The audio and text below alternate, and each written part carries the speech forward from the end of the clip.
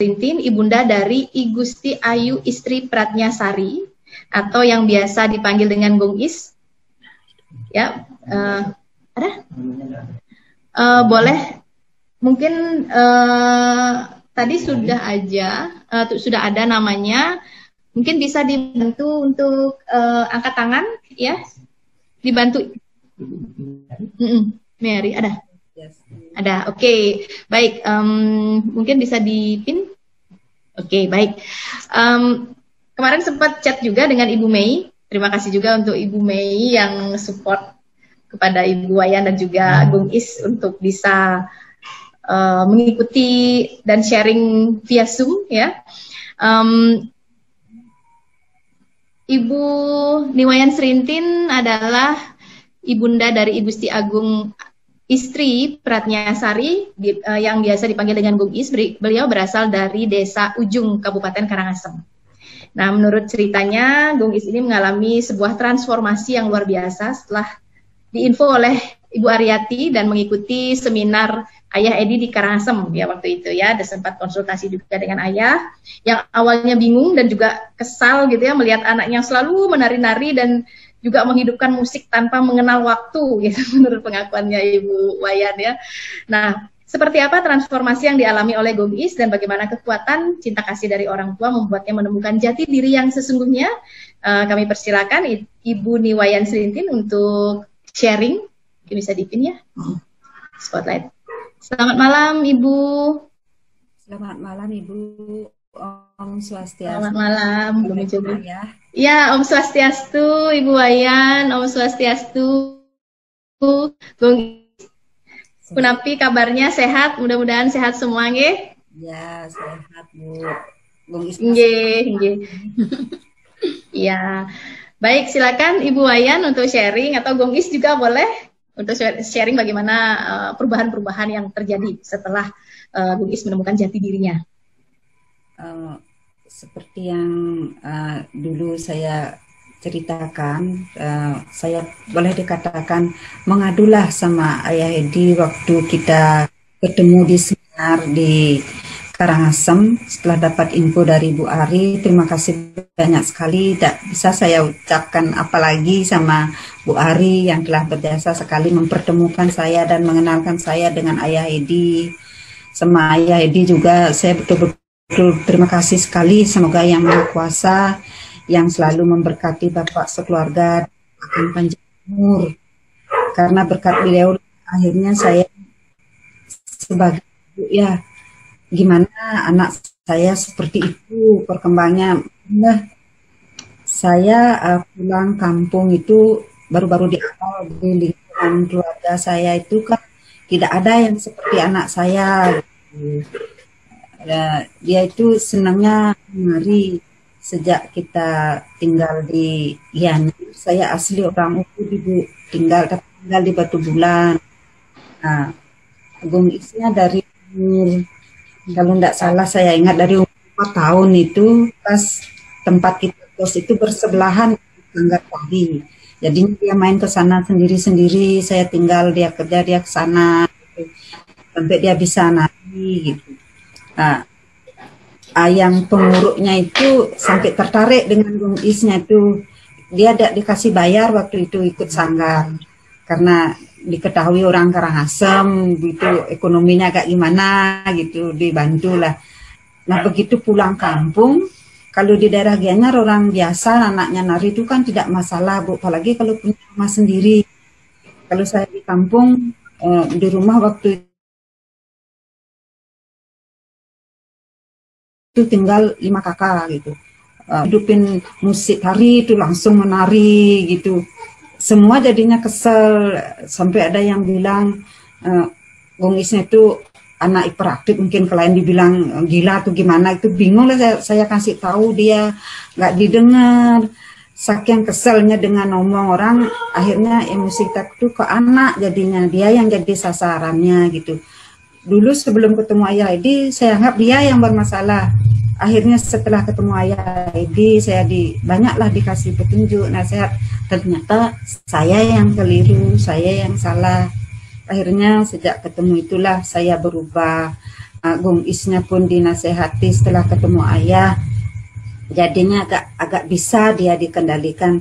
Oh segini orang pada lagi istirahat, lagi tidur, jangan hidupin gini, jangan latihan nari, saya gituin, jangan berhias itu, jangan kalau berhias di kamar aja, jangan keluar, kalau ngidupin musik jangan keras-keras. Jadinya agak-agak mulai ngerti, dia bisa diginiin, diarahin gitu. Akhirnya setelah itu saya tetapkan dia ikut di sanggar. Padahal di awal sebelum ketemu Ayah Edi, saya putuskan dia tidak usah ikut sanggar biar dia tidak bermasalah di rumah gitu. Saya tidak enak sama saudara-saudara yang lainnya gitu, sama ipar-ipar yang lainnya saya tidak enak. Setelah dikasih gini, saya tetapkan dia di sanggar, saya temani. Justru kadang kalau ada kegiatan sanggar gimana, kayak sekarang aja saya ikut gini. Saya kan ke rumahnya Tante Bu Mei ini lumayan jauh jaraknya juga, Bu. Tadi di rumah semua pada nanya kemana itu gini. Tapi saya tidak pedulikan, saya berpegangan pada nasihat Ayah Edi itu demi anak saya, demi kebaikannya dia. Mudah-mudahanlah dia nanti bisa jadi orang yang berguna bagi orang banyak. Setelah itu lanjut ceritanya Bu ya, setelah saya temani dia ikut sanggar. Kalau ada lomba, kalau saya pas dapat info, saya ikutin dia, saya temani. Sempat dia ikut lomba tari Margopati, dapatlah dia juara. Nah dari sana keluarga pun mulai agak gimana ya, tidaklah terlalu peduli dengan gini, malah kan mungkin mereka malu secara tidak langsung, mereka juga seneng gini. Nah mulailah didukung kalau dia sekarang ini tidak gini, padahal bisa ditanya, kok Gung Is tidak pernah latihan nari? Setelah COVID ini kan kesanggarnya agak ditutup, tidak bisa ke sana gitu. Hanya jarang-jarang aja kalau pas ada acara penting dipanggil sama guru sanggarnya. Kalau tidak di rumah, tidak dia latihan, yang lain bisa nanya gitu, kok dia tidak gini? Itulah perkembangannya sekarang. Boleh dikatakan saya bersyukur sekali. Kalau enggak gitu mungkin gimana ya saya. Sampai saya tuh orangnya gimana Bu ya, keras sekali. Karena cerita saya tidak bisa sampai gitu loh. Sekarang saya misal sampai mukul-mukul sampai ini. Padahal anak saya perempuan satu-satunya paling kecil kok saya gituin gitu. Untung Gung Is orangnya enggak gini, enggak kayak anak-anak yang lain tuh, dia tuh enggak dendam walaupun saya apain. Dia masih tetap cengengesan sama saya, enggak pernah dia ngambu lama-lama gitu, masih gini dia Bu. Sekarang saya ya boleh dikatakan gimana ya, walaupun keadaan masih seperti itu, sudah aman dan nyaman lah perasaannya Bu. Agak tenang, enggak lagi beban kayak dulu itu saya. Itu pengalaman saya Bu, gini setelah. Sekarang Gung Is usia berapa? 13 tahun Bu. Oh, 13 tahun. Berarti udah ini ya. Nah, ini besar sekali karena nggak pernah. Anak-anak sekarang memang lebih ini ya, lebih sehat ya. Lebih sehat ya. Udah SMP berarti ya? SMP kelas 2 ya. Ya. Sekolahnya di Karangasem. Ya, di Karangasem SMP 2. Dia ya. Nah, gimana sekarang Bung Is untuk menyalurkan hobinya, apa aja kegiatannya? Masih kayak waktu ini aja latihan, tapi ada sih juga tambahan disuruh belajar tata rias juga. Oh, belajar tata rias juga. Gimana setelah menemukan ini loh sebenarnya yang saya suka dan udah didukung juga oleh Mama ya? Gimana rasanya Bung Is? Senang, dulu nggak dikasih. Dulu nggak dikasih. Iya. Iya, sayang. Ayah Edi, kangen sama ada tanggapan? Sedih dia. Silakan. Ya, kadang-kadang kita tidak tahu ya bahwa itu adalah bentuk kasih sayang dari orang tua. Tapi sekarang kan Mama sudah mendukung Gung Is ya. Sekarang Gung Is sudah bisa explore tentang kesukaannya, hobinya, dan juga bakatnya. Mudah-mudahan ke depannya dengan bakat itu Gung Is bisa jadi orang yang sukses. Nggak apa-apa, Bung Is, nangis aja, nangis. Mungkin Ayah Edi? Iya, silakan Ayah. Ya, Gung Is apa kabarnya? Apa kabar ditanya sama ya? Nggak apa-apa. Ya, wah udah besar sekali Gung Is ya. Ayah sampai tadi ngeliat ini Gung Is atau bukan ini ya? Kok beda sekali? Beda sekali. Tapi ini kan asli gini ya. Oh, itu lihat Ayah. Darah ya gitu. Ya, ini dulu masih ingat foto ini Gung Is? Fotonya di kamarnya selalu ya, jadi Pak. Nih kelihatan. Fotonya di kamarnya selalu. Nah, masih ingat ini foto? Kelihatan enggak ini? Kelihatan, guys. Itu usia berapa tahun itu, Gung Is? Masih ada ya di kamar dia dah di masa. Selalu ini kapan Ayah gini gitu. Syukur ketemu Ayah saya jadi terus diginiin gitu dia. Oh. Ini usia berapa Gung Is, masih ingat ketemu Ayah? Usia berapa itu? 6 tahun ya? 6 tahun ya?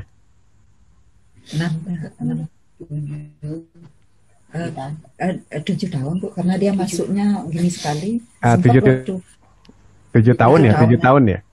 Tahun Pak, Ayah 7 tahun. 7 tahun. Ini masih ini awal pertama kali saya jumpa dengan Gung Is dan jumpa sama Ibu sama Bapak ya di acara ini ya. Nah, kenapa Gung Is nangis? Memang acara apa namanya perjalanan hidup Gung Is ini cukup cukup mengharukan sih begitu.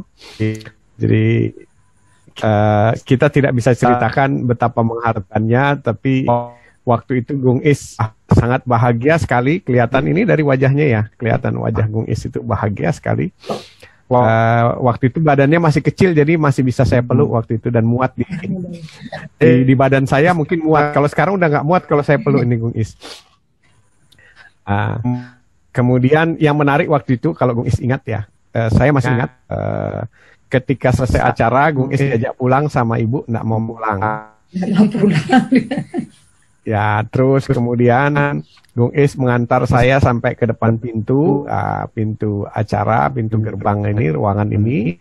Kemudian Gung Is melambaikan tangan sampai melihat saya pergi naik mobil, dada-dada, nah baru Gung Is mau pulang begitu ya. Dan saya terharu gitu waktu itu ya, mungkin ini begitu bahagianya Gung Is bahwa waktu itu saya melihat Ibu mulai berubah ya Bu ya.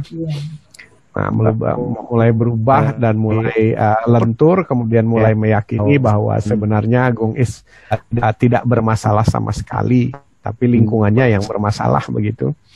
Kemudian sejak itulah perjalanan untuk Gung Is menjadi anak yang luar biasa dimulai ya. Gung Is ketemu saya ya itu sudah 3 kali ya. Jadi ini yang pertama, kemudian lalu tidak mau pulang. Terus yang di Bali Kumara, yang di Bali Kumara di Karangasem, dan terakhir di sekolah di Karangasem juga yang waktu itu Gung Is baru saja mendapatkan juara kabupaten gitu. Terus kalau tidak salah dapat hadiah dapat beasiswa nggak dari Pak Presiden nggak? Dapat kartu pintar nggak kartu pintar. Seperti itu. Nah, alhamdulillah saya sekarang ketemu lagi guys. Nah, Ayah mau tanya nih guys, boleh cerita nggak ke para orang tua yang mendengarkan acara ini? Ya, sejak ketemu Ayah itu apa yang Gung Is rasakan, terus sejak Ayah bilang Gung Is tolong pajang wajah foto Ayah di kamar Gung Is. Nanti kalau ada yang menghina Gung Is, ingat bahwa Ayah wajah ini tidak pernah menghina Gung Is dan meyakini bahwa Gung Is kelak menjadi orang hebat asal Gung Is mau ikuti nasihat-nasihat Ayah gitu ya. Masih ingat ceritanya Gung Is? Boleh diceritakan gitu. Gung Is mau cerita apa buat para orang tua nih yang dengar malam ini nih? Ya silakan Gung Is. Benar ini. Ya, setelah ketemu ayah gimana support itu, ceritain gitu. Banyak sih, dari waktu nggak dikasih, sekarang dikasih, dibebasin. Bahagia Gung Is ya? Mau ditemani kemana-mana gitu. Oke. Kemana saya gini temani ayah, bukannya dia merasa bebas karena boleh ikut kemana-mana, sementara di keluarga sampai sekarang masih begitu. Maklumlah ya, orang kita keluarga di jero namanya ya. Apalagi di keluarga suami saya itu,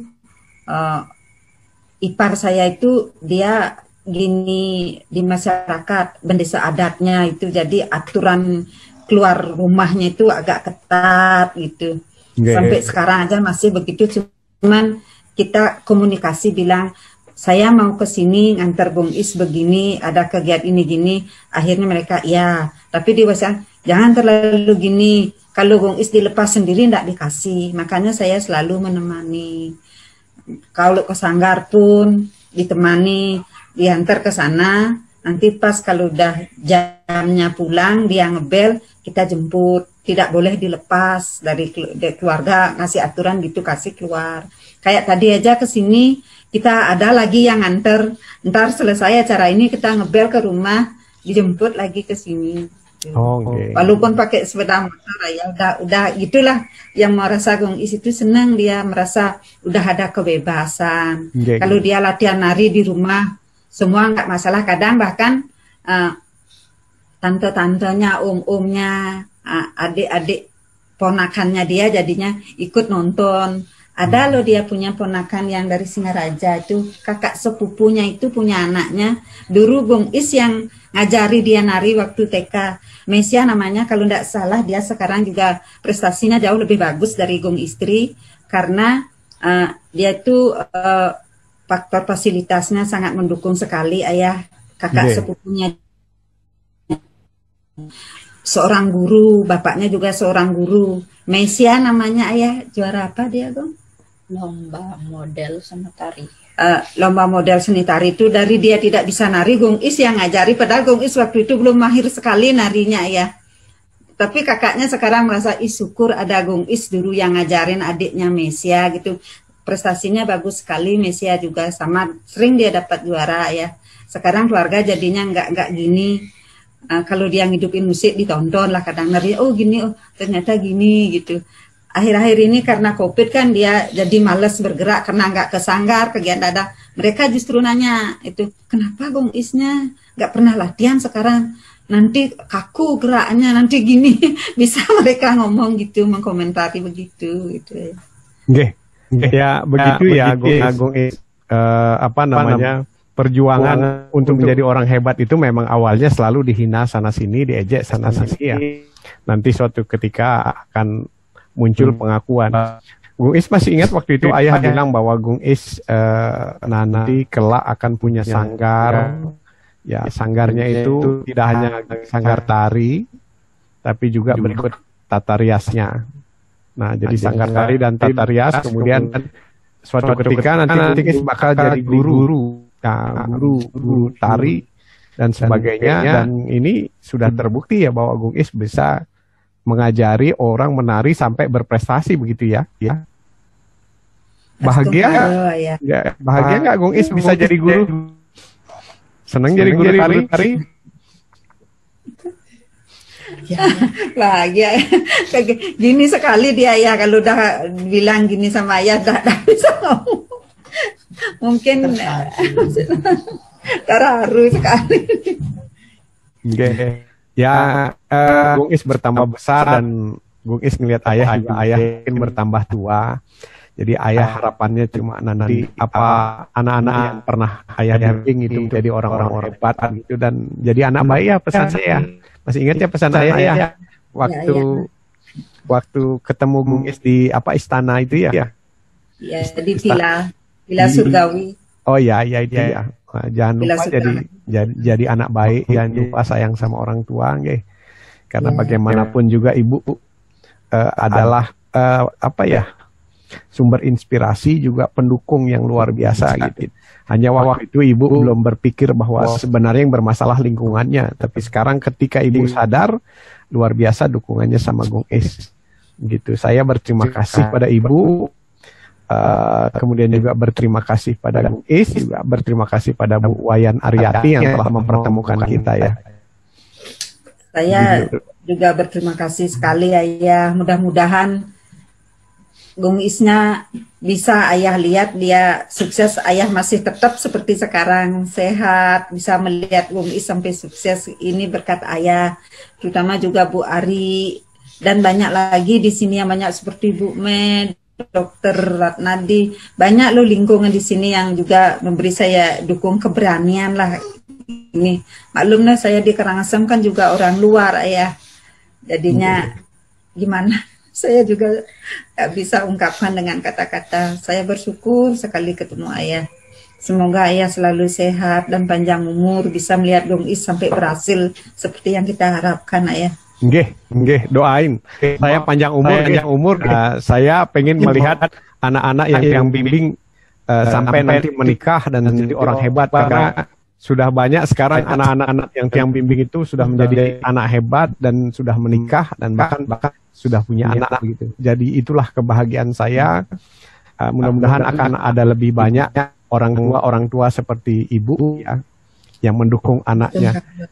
Kalau boleh saya ingin dengar ini apa kira-kira pesan ibu kepada para orang tua yang menyaksikan acara ini gitu. Dari pengalaman ibu selama ini ya, dari sebelumnya berpikir begini dan begini, kemudian sekarang berpikir seperti ini, dan Gung Is sekarang sudah pernah menjadi juara. Apa kira-kira pesan ibu gitu terhadap ibu lainnya gitu? Sebelumnya saya menyampaikan pesan, saya hanya karena seorang ibu rumah tangga, saya seorang pedagang, jadi pengalaman gini, nanti kata-kata penyampaian saya kurang, tolong dimaklumi. Berdasarkan pengalaman saya bisa sampaikan kepada ibu-ibu yang mengikuti acara ini, apapun yang dilakukan anak-anak kita, buah hati kita, nanti bila dilihat orang lain, dia menilai begini begitu, kita hendaknya jangan terpengaruh. Kita sendirilah yang punya anak, itu kita yang tahu dari dia kecil, apalagi kita seorang ibu dari hamil, dan ini kitalah yang paling tahu, bukan orang lain yang paling tahu. Nanti kita lihat dulu, jangan dulu memponisnya, jangan terpengaruh, jangan seperti pengalaman saya dulu, biarkan dia dulu berkembang. Kalau merasa kita umpamanya kebingungan atau gimana, jangan pernah kita malu bertanya, jangan pernah kita malu curhat dengan orang yang bisa kita percaya, yang sekiranya bisa memberi kita solusi. Kayak saya seperti di sini, saya tidak pernah malu, padahal saya tidak ada hubungan saudara, keluarga dengan Ibu Ari, dengan Ibu Mei di sini. Saya sering, gimana baiknya gini, apalagi saya tahu pengalaman saya kurang. Saya seorang ibu rumah tangga, gimana dengan zaman sekarang ini seperti ini. Andaikan tempat saya dekat dengan ayah, mungkin dengan ayah pun saya tidak pernah gini. Jangan pernah malu kita, yang penting kita tahu. Dan hati kecil kita loh, hati nurani kita. Kalau saya melihat orang itu, saya merasakan lain itu, pasti saya berani mengungkapkan. Kalau memang orangnya nggak gini, saya nggak gampang juga terbuka masalah pribadi. Tolonglah kita beri kesempatan dulu anak kita. Jangan seperti saya dulu sering mukuli. Padahal Gung Is itu dari usia 6 tahun itu udah mulai saya keras-kerasi, pukul gini gitu. Sekarang tuh nyesel sekali rasanya, Bu. Udah mukul, udah anak kita sakit, kita sebagai ibunya jauh lebih sakit sekali. Kita percaya dengan garis tangan anak itu, seperti yang ayah sering nasihatkan dulu pada saya, dan kita sebagai ibu hanya bisa mendukung dan selalu mendoakannya. Saya tidak pernah tidak mendoakan. Bahkan sampai di rumah itu loh, Bu, sampai sekarang saya bukan mengada-ada, memang jujur. Saya sebelum kemana-mana itu pasti saya maturan dulu, sembahyang, mendoakan anak. Bahkan sama anak saya pun saya bilang ini, sembahyang dulu kalau gini, tidak ada orang lain yang akan bisa menolong kita selain Tuhan yang akan berikan kita jalan. Itu yang saya percaya, itu yang saya yakin Ibu. Kita harus percaya dengan garis tangan anak kita, jangan terpengaruh dengan orang lain. Apapun dibilang dia jelek, belum tentu dukungan kita bertanya pada orang yang lebih bisa, yang lebih gini, yang bisa kita percayai gitu. Itu hanya itu yang bisa saya sampaikan. Terima kasih banyak. Gung Is sudah bisa bicara?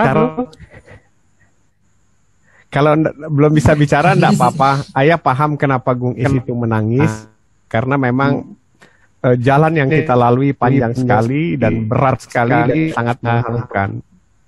Nah, kemudian saya sangat bahagia sekali terhadap perubahan yang terjadi pada Gung Is, karena awal pertama kali saya bertemu dengan Gung Is itu agak keras ya wataknya ya, dan keras waktu itu.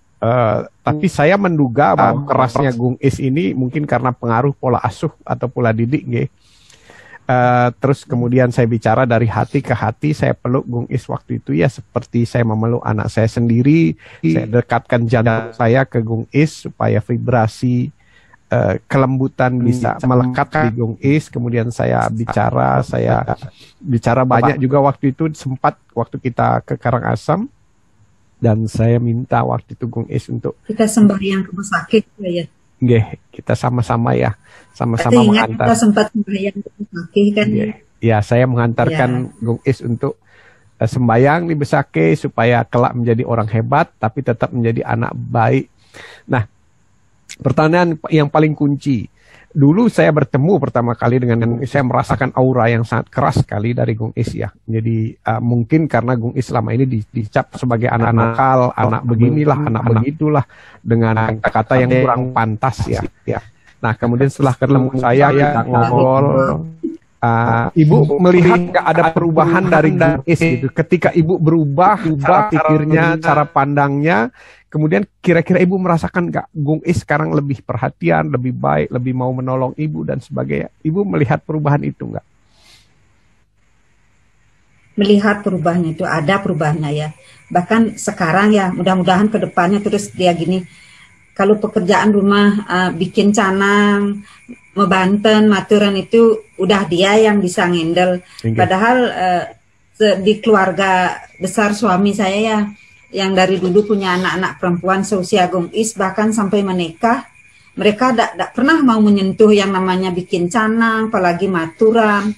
Itu pun ke pura pun itu kalau udah disuruh-suruh, tapi Gung Is sudah setiap hari. Jadinya agak lebih pagi saya bisa buka warung ya setelah dibuka. Dulu kan sempat tutup di Taman Ujungnya karena corona. Sekarang udah buka, jadi dia yang punya tugas bikin canang, maturan. Saya dah selesai dia matur sembahyang, habis sembahyang bisa dah saya ke taman agak pagi. Itu sudah keluarga di rumah pun pada gini dah, oh udah ada perubahannya Gung Is nih, senang dia bikin gitu ya. Mau dia, kalau dulu kan suruh sembahyang aja susah. Jadi kita bisa memetik pelajaran bahwa ketika orang tua mengubah pola pikirnya, kemudian mengubah pola asuhnya kepada anaknya, maka anak pun akan berubah nggak Bu? Berubah sekali nggak Bu? Nah, itulah kata kuncinya. Jadi dengan kita belajar parenting, dengan kita mengikuti acara-acara parenting, maka itu akan bisa mengubah cara berpikir kita, dan cara berpikir kita akan mengubah cara berpikir dan perilaku anak kita. Nah, Gung Is kalau udah bisa bicara, apa kira-kira pesan yang ingin Gung Is sampaikan pada para orang tua yang melihat Gung Is hari ini? Pelan-pelan aja nak, enggak apa-apa. Gitu. Sebisa Gung Is saja. Kenapa ngomong aja? Dua patah, satu patah atau dua patah kata enggak apa-apa Gung Is, kira-kira apa pesan Gung Is? Belajar ngomong, nggak boleh gitu. Gung Is kan sering bilang, Ibu, kan sering bilang. Dia setiap harinya tuh sering bilang, oh Sering dia nyium-nyium saya sekarang ayah. Pagi-pagi dah ada gini cium. Ibuku sekarang udah baik, jangan galak lagi bu ya. Selalu dia mengingatkan saya itu. Ayah itu galak lagi bu ya. Ya. Sering dia gitu. Padahal saya nggak ngapa-ngapain. Kadang saya ini arah ini. Kalau nakal siapa yang nggak galakin lagi? Ya, enggak apa-apa kalau lalu dia terima gitu. Kalau Gung Is belum bisa bicara enggak apa-apa. Nah, karena nangisnya Gung Is itu udah bicara banyak kok buat kita. Gitu. Kita sudah paham banget gitu betapa dalamnya apa yang Gung Is rasakan. Tinggal mungkin nanti kalau Tuhan kasih kesempatan ayah panjang umur, ayah akan bantu Gung Is untuk tahap kedua. Yakni membimbing Gung Is untuk memilih pasangan yang pas gitu, biar hidupnya Gung Is nanti bahagia lengkap bersama suami nanti kalau sudah besar ya. Karena banyak ya, semoga gitu. Ayahnya juga bapaknya suami saya ya berubah sekali sekarang. Berubah sekali, tidak pernah dia suaranya tinggi, justru dia sekarang agak giniin, agak ngemanjain Gung Isnya. Oh Is tinggi kayak gini. Padahal Gung Isnya tidak minta diambil, dia yang sekarang ngasih nih. Ini Gung Is mungkin dia merasa ikut bersalah dulu waktu gini itu. Dia sendiri sering gini, ayah Ajitnya mimpi apa semalamnya bu ya, kok baik sekali sekarang. Bilang Ajitnya mimpi.